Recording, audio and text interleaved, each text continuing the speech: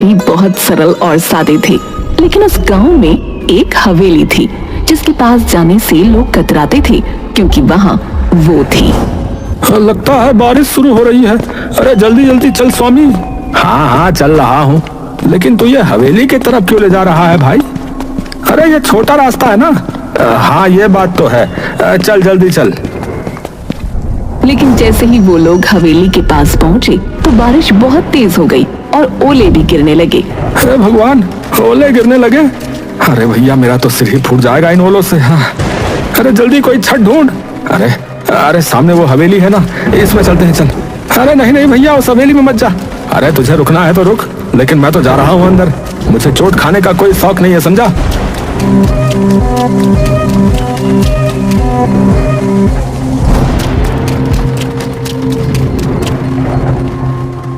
और फिर उन्होंने नजर घुमाकर हवेली को देखा। हवेली इतनी पुरानी थी जितना पुराना गांव, लेकिन इतनी पुरानी होने के बावजूद वो जर्जर नहीं थी, लेकिन हाँ डरावनी जरूर थी। अरे यार, ये बारिश के चक्कर में हम कहाँ आकर रुक गए। जल्दी बारिश रुके तो हम यहाँ से भागे। अरे भाई ये आवाज किसकी है? कौन सी आवाज है? भाई मजाक मत कर यार। ये कौन आ गया? ये कौन आ गया? ये कौन आ गया? उन लोगों ने घूम कर देखा तो हवेली के एक कोने में अजीब सी बुढ़िया बैठी थी जिसके सफेद बाल खुले हुए थे और वो कुछ बड़बड़ा रही थी। दोनों डर से कांप उठे और फौरन बाहर भागे। बाहर अभी भी ओले गिर रहे थे, लेकिन इस बार वो ओलों की चोट खाते हुए अपने घर की तरफ भाग गए। भैया राम, भैया लोग सही कहते हैं सोनी। अरे वहाँ कुछ है भैया। भैया मैं तो कसम खाता हूँ अब उस तरफ नहीं जाऊंगा भैया। पूरनपुर गांव में कुछ दिन बाद एक बड़ी अजीब घटना हुई। गांव में 4 नए लोग पहुंचे, एक नौजवान जोड़े के साथ 2 नौजवान लड़के और। अरे भाई आप लोग कौन हैं और इस गांव में कैसे आना हुआ? नमस्ते, मेरा नाम राजीव है, ये मेरी पत्नी रिया है और ये मेरे भाई हैं रमन और प्रेम। हम यहाँ अपनी हवेली को बेचने आए हैं जो गांव में पूरब में है। हाँ हवेली है भैया? कौन सी हवेली? वो जो बरगद के पेड़ के पास वाली, वो वही ना? हाँ हाँ वही, हमारे दादाजी की थी, अब हम उसे बेचना चाहते हैं। ये सुनकर मुखिया हैरान हो गया और गांव वालों की भीड़ जमा हो गई। सब फुसफुसाने लगे। तभी मुखिया सीरियस होकर बोला, बेटा वो हवेली आज भी गांव के डर का कारण है। वहाँ एक बुढ़िया दिखती है, अजीब सी। कोई नहीं जानता कि वो असली है या आत्मा है, कोई भूत है पता नहीं, या फिर हमारा वहम है। गांव में ऐसी अफवाहें आम होती हैं, हमने भी शहर में ऐसे किस्से खूब सुने। अगर वहाँ कोई बढ़िया होती तो अब तक किसी ने वीडियो बना लिया होता ना। मैं तो वहाँ की तस्वीरें इंस्टाग्राम पर डालूंगी, कौन डरता है भूत से। हम सब आज ही हवेली में जाकर देखेंगे और कल ही उसके कागज फाइनल कर लेंगे। रामू और स्वामी भी वहाँ खड़े थे। दोनों की आंखों में डर था, लेकिन आखिर वो बोल ही पड़े। भाई साहब मत जाइए, हमने अपनी आंखों से देखा है उसे। वो औरत इंसान नहीं लगती। हाँ उसके पास जाने से जान पे बनाती है। हाँ बता रहा। अगर वो हवेली मेरी है तो मुझे ही देखना चाहिए ना कि उसमें क्या है। ये कहकर वो चारों हवेली की ओर बढ़े। जैसे ही वो हवेली के पास पहुंचे, सबने उसे निहारा। हवेली पुरानी जरूर थी, लेकिन उसकी दीवारों पर एक अजीब किस्म की चमक थी। वाओ, ये हवेली तो किसी राजमहल जैसी लगती है। इतनी मजबूत दीवारें, कितनी भव्य है। यार ये बेचेंगे तो करोड़ों मिलेंगे भाई। चलो अंदर चलते हैं, मैं तो इसका वीडियो बना रहा हूँ। जैसे ही वो अंदर घुसे, एक ठंडी हवा का झोंका आया, जैसे किसी ने उन्हें छुआ हो, लेकिन चारों ने नजरअंदाज किया। अंदर का हॉल अब भी चमक रहा था, जैसे समय ने उसे छुआ ही ना हो। राजीव वहाँ खड़ा होकर बोला, सोचो यार, इतने बड़े हॉल में लोग रहते होंगे। वाओ यार। Serious? What? A royal life? लेकिन यार ये कैसी आवाज है? ये कौन आ गया? ये कौन आ गया? ये कौन आ गया? कोई बोल रहा है शायद। चलो उस तरफ चलते हैं, देखती हूँ कौन इतनी एक्टिंग कर रहा है। चारों उस कोने की ओर बढ़े, लेकिन वहाँ कुछ नहीं था। तभी चमगादड़ों का एक झुंड छत से निकला। रिया चीख पड़ी।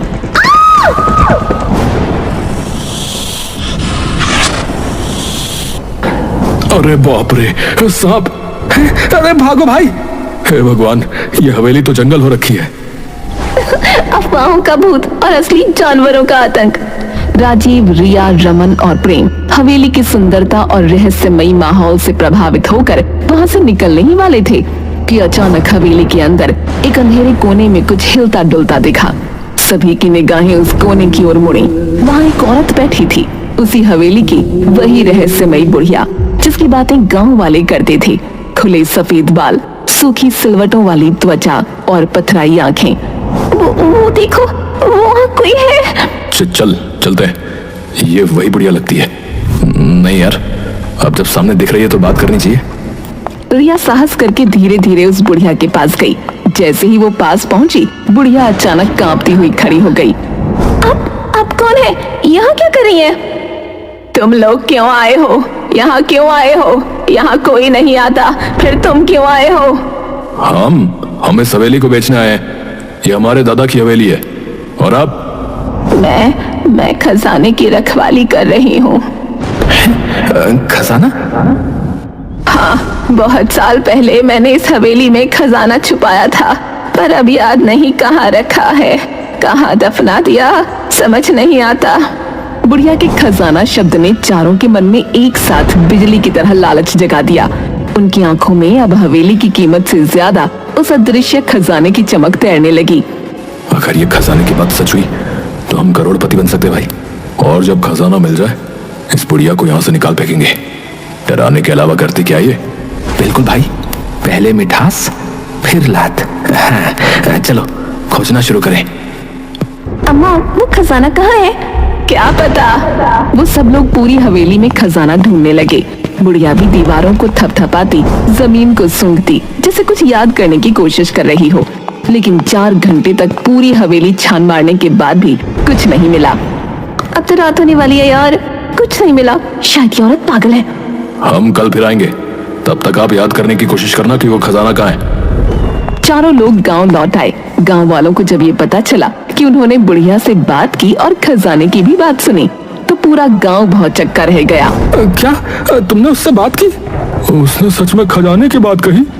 हम बरसों से डरते आए हैं उस हवेली से, और तुम लोग खजाना ढूंढ रहे हो?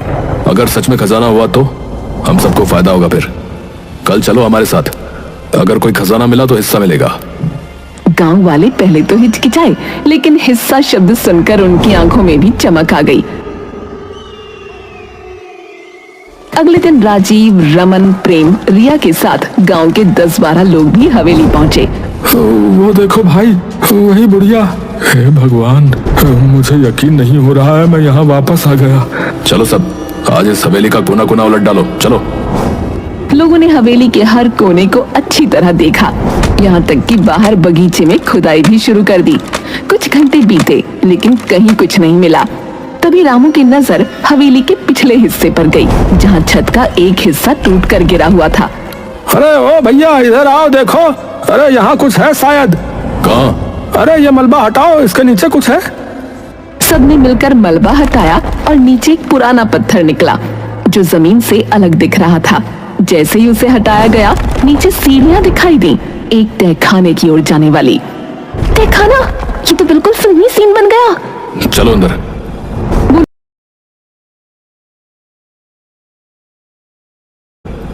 वो लोग बारी बारी तहखाने में उतरे। तहखाने में घुप अंधेरा था, सीलन भरी हवा और मकड़ी के जाले। सबने अपनी मोबाइल की फ्लैश लाइट जलाकर जगह जगह टटोला। तभी रमन की नजर एक लोहे के पुराने संदूक पर पड़ी। ओ इधर देखो यार, कुछ मिला है, एक संदूक। अरे यार जल्दी निकालो इसे यार। संदूक भारी था, लेकिन गांव वालों की मदद से बाहर ले आया गया। जैसे ही बुढ़िया ने उसे देखा, वो पागलों की तरह झूमने लगी। मिल गया मेरा खजाना, मिल गया मेरा खजाना। मेरा खजाना। चारों लोग एक्साइटेड हो गए। अब उन्होंने फटाफट संदूक खोला, लेकिन उसके अंदर जो था वो देखकर सबकी रूह कांप गई। ये क्या है? ये तो किसी बच्चे का कंकाल है। चारों तुरंत पीछे हट गए, लेकिन बुढ़िया संदूक को पकड़कर बैठ गई और उसकी आंखों से आंसू बहने लगे। ये क्या है? तुमने तो कहा था खजाना है। जवाब दो, ये क्या है? बताती हूँ, सारा सच बताती हूँ। बुढ़िया ने बताना शुरू किया कि उसका नाम गौरी था। एक समय में जवान, सुंदर और भोली भाली गौरी अपने पति और ससुर के साथ इस हवेली में रहती थी। पर किसे पता था कि जिस घर को वो स्वर्ग समझती थी वो एक दिन उसका नर्क बन जाएगा। बाबूजी, वो आपकी बहू ना माँ बन गई। देखिए, बेटी हुई है, कितनी सुंदर है ना। क्या कहा बेटी? तुझे शर्म नहीं आती है? हमारे खानदान में बेटी नहीं होती, बेटा चाहिए था, बेटा। मुझे तो इससे बात भी नहीं करनी, निकम्मी औरत। गौरी के पति ने न तो बेटी को गोद में लिया, न कभी उसकी शक्ल देखी। बच्ची के जन्म के साथ ही मानो हवेली का हर कोना ठंडा और बेरंग हो गया। गौरी अकेली पड़ गई, अपनी नन्ही जान को सीने से लगाकर हर दिन अपमान और तानों से लड़ती। बाबा, मैं क्या करूं? मुझे बेटा चाहिए, कोई उपाय बताओ। उपाय है, अपनी बेटी की बलि चढ़ाओ। रक्त की आग में पुत्र की राख से जन्म होगा। उसने बिना कुछ सोचे तांत्रिक की बात मान ली। एक रात हवेली के तहखाने में जहां अंधेरा रहता था, वहीं उसने अपनी ही बेटी की हत्या कर दी। उसके साथ उसका ससुर और 2 नौकर भी थे। सबने देखा, लेकिन सब चुप थे। उधर गौरी की आंख खुली तो बच्ची को न देखकर तड़प उठी। मेरी बच्ची कहाँ है? वो तो मेरे साथ थी। गौरी उसे हर जगह ढूंढते हुए आखिरकार तहखाने की ओर भागी और वहां का नजारा देख चीख पड़ी। नहीं, ये क्या कर दिया तुमने? मेरी बच्ची! गौरी पागल हो गई। उसके भीतर की मां जल उठी।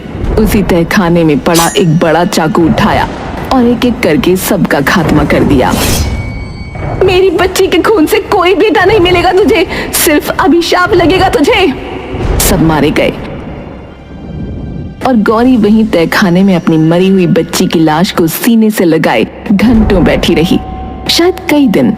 और फिर एक दिन उसने उस नन्ही लाश को एक संदूक में बंद किया, जैसे वो कोई खजाना हो।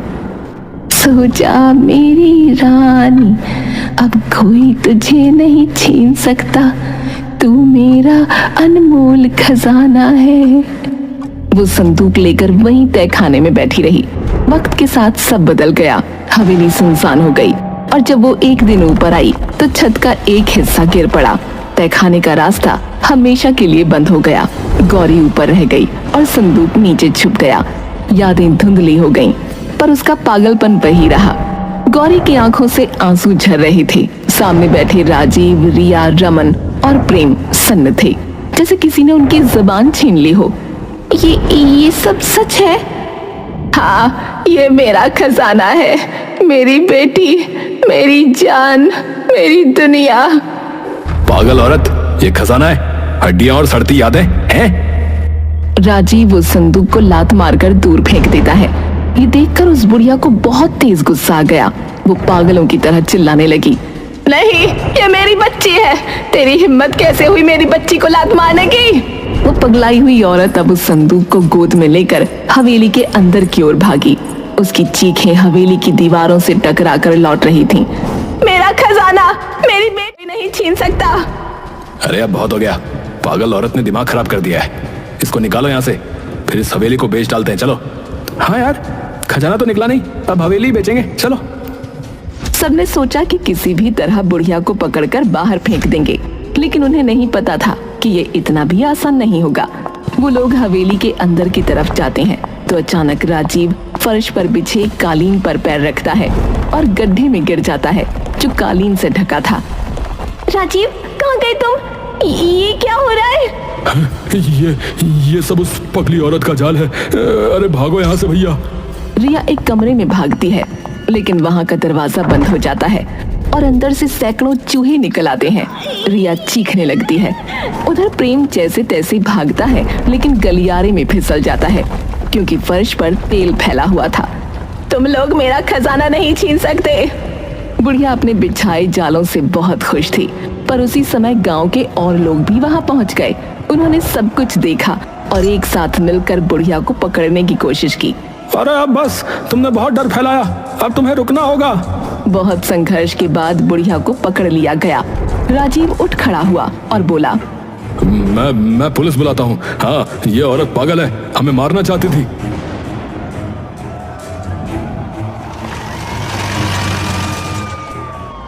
पुलिस जल्दी ही पहुंच गई। सर, हम तो ये हवेली बेचने आए थे। ये औरत हम पर हमला कर रही थी। पागल है सर ये। हाँ, मैं पागल हूँ, लेकिन ये हवेली मेरी है, मेरे खून से सींची गई है। तुम लोग इसे अपना कहते हो, क्या सबूत है तुम्हारे पास? पुलिस को बुढ़िया की बात सही लगी, इसीलिए उन्होंने उनसे कागज मांगे, सबूत मांगे, लेकिन चारों लोगों के पास कुछ नहीं था, न कोई दस्तावेज, न कोई अधिकार। गांव वाले भी अब शंका से भर उठे। राजीव बताओ, इस हवेली का इतिहास क्या है, बोलो। वो हम तो बस अरे वो क्या कर रहा है? हमें फोन करके तूने बुलाया ना, लेकिन अब लग रहा है कि तेरा झूठ पकड़ में आ चुका है। अब चुपचाप सच बोल दे, वरना सीधे जेल ले जाएंगे तेने। हाँ, हमने हवेली पर कब्जा करने की कोशिश की थी ताकि उसे किसी फॉरेनर को बेचकर पैसे कमा सके। हमें किसी ने यहाँ के बारे में बताया था, तो हमने सोचा कि गांव वालों को बेवकूफ बनाकर अपना काम निकाल लेंगे। हमें माफ कर दीजिए। हैं? माफी? हाँ, जरूर मिलेगी ना माफी। चलो सीधे थाने चलो, वहीं करेंगे तुम्हें सब माफ। पुलिस ने चारों को गिरफ्तार कर लिया और फिर रामू आगे आया। उसने सबको देखा और बोला, इतनी बड़ी कहानी हो गई, हमें आज पता चल रहा है। देखो भैया गांव वालों, मुझे लगता है कि हमें इस बच्ची का जो है अंतिम संस्कार करना चाहिए, ये जरूरी है भैया। सबने मिलकर उस मासूम बच्ची की अस्थियों का विधि पूर्वक अंतिम संस्कार किया। बुढ़िया फूट फूट कर रोती रही, उसकी सालों की पीड़ा अब बह रही थी। उसके बाद पुलिस ने बुढ़िया को एक मानसिक चिकित्सालय भेज दिया, पर कहानी यहीं खत्म नहीं हुई। गांव वालों ने उस हवेली को एक बालिका विद्यालय में बदल दिया। बाहर एक पट्टिका लगी जिस पर लिखा था, गौरी कन्या विद्यालय, एक माँ की याद में।